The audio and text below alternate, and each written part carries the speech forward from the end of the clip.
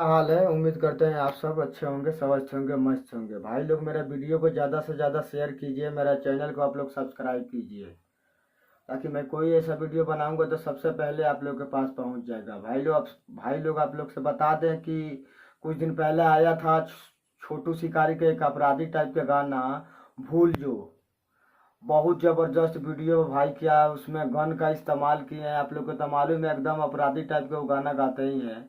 जब से जेल से आए हैं तब से और एकदम अपराधी टाइप का उनका गाना आता है। तो जो जो हमारे भाई नहीं सुने हैं, तो छोटू शिकारी ऑफिशियल पर गाना रिलीज भइल बा।